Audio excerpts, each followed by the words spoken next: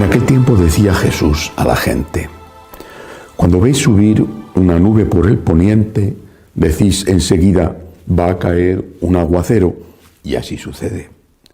Cuando sopla el sur, decís: va a hacer bochorno, y sucede. Hipócritas, sabéis interpretar el aspecto de la tierra y del cielo, pero ¿cómo no sabéis interpretar el tiempo presente? ¿Cómo no sabéis juzgar vosotros mismos lo que es justo? Por ello, mientras vas con tu adversario al magistrado, haz lo posible en el camino para llegar a un acuerdo con él, no sea que te lleve a la fuerza ante el juez y el juez te entregue al guardia y el guardia te meta en la cárcel.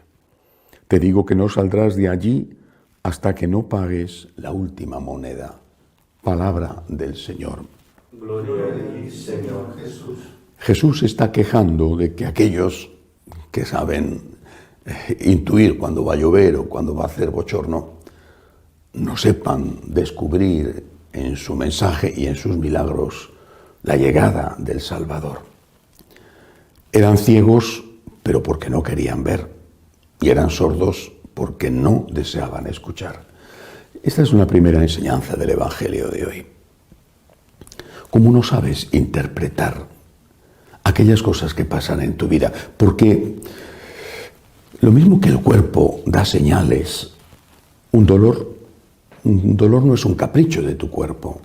Un dolor es como una sirena que se enciende y empieza a sonar cuando entra el ladrón en casa.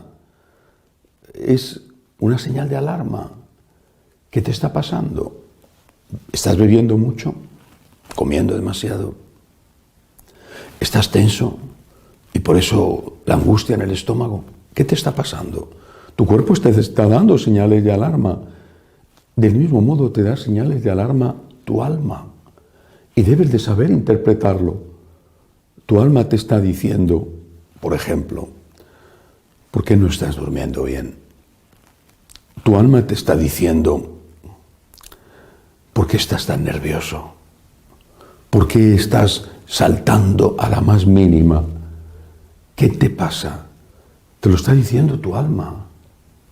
Es tu alma la que te está diciendo, por lo menos en muchos casos, te está diciendo, hay un problema de fondo. Y ese problema es el que tienes que atajar, es el que tienes que intentar descubrir cuál es y resolver. Y no solamente en cuestiones psicológicas, sino especialmente en cuestiones más profundas que las psicológicas, incluso en cuestiones espirituales. ¿Tiene paz de conciencia? Esta es la gran pregunta. ¿Tienes paz de conciencia?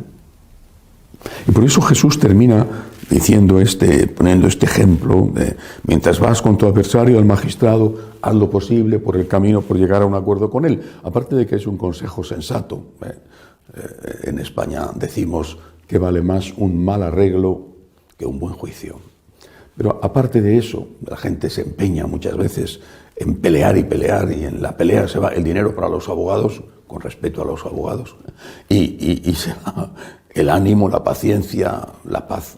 Pero aparte de eso, no creo que Jesús estuviera dando solo un consejo, como podía haber dado cualquier maestro de filosofía o de ética.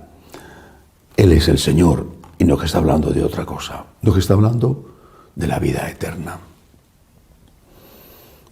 No que está diciendo, debes de estar en gracia, te van a llevar a juicio, arréglate con el que te va a poner la demanda. Debes de estar en gracia, debes de dejar zanjados tus asuntos antes de que te hagan pagar hasta la última moneda. Deja arreglados estos asuntos, que eso de verdad es lo que vale, lo que más vale. Es la vida eterna, lo que te estás jugando, no es cualquier cosa. Muchas veces he pensado cómo era posible que mi país, en España, se levantaran aquellos extraordinarios monumentos a la fe que son las iglesias. Y no me refiero solo a las espectaculares catedrales góticas, Burgos, una cosa impresionante, León, o catedrales que empezaron con un estilo y terminaron con otro, más o menos barroco, que son maravillosas. ¿Quién no se puede admirar delante de la Catedral de Toledo, por ejemplo, o de la de Sevilla, la de Segovia, tantas, tantas? No me refiero solo a esas. Las parroquias de los pueblos, de tantos pueblos en España, son bellísimas. Han desafiado el paso de los tiempos. Ahí están con roca sólida, con piedra firme. Esas parroquias de pueblos que hoy muchas veces están sin habitantes, esas iglesias no fueron edificadas por extraterrestres. Esas iglesias fueron levantadas con el esfuerzo, los donativos, el trabajo físico de la gente que vivía allí o del noble, conde, marqués, duque, al que pertenecía ese territorio. Pero también él, un católico. Aquella gente lo hacía porque creía en la vida eterna.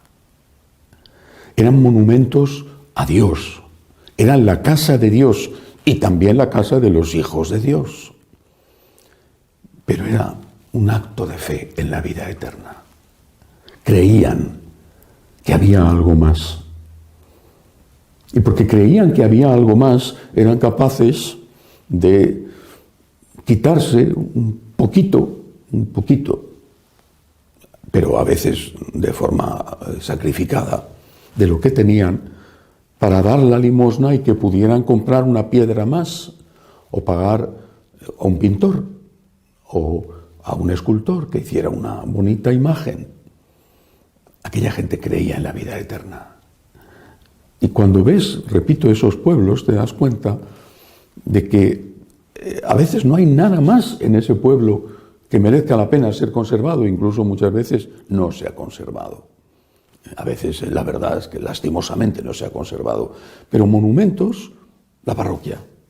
Bueno, en algunas ocasiones la plaza del pueblo es muy bella, pienso en lugares como Pedraza, por ejemplo, en Soria, en Segovia, ¿no?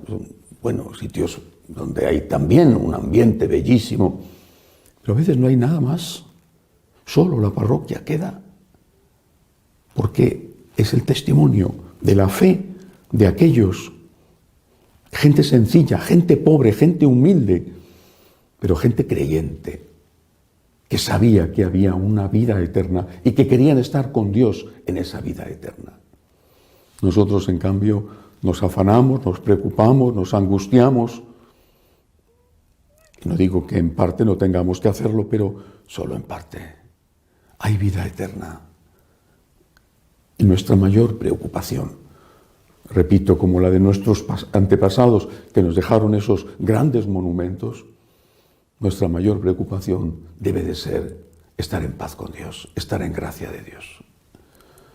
Lo que deberíamos exigir, en primer lugar, a los sacerdotes, en primer lugar, es que confesaran y celebraran el sacrificio de la misa. Necesitamos estar en paz con Dios. Estando en paz con Dios, no digo que todo esté resuelto, porque claro, hay que comer, hay que vivir, pero estando en paz con Dios, muchas cosas se resuelven por sí mismas. Y nos da Dios la fuerza para luchar por las otras. No permitas que llegue la hora en que te lleven ante el juez sin haber arreglado tus asuntos en la tierra y sobre todo en el cielo. Que así sea.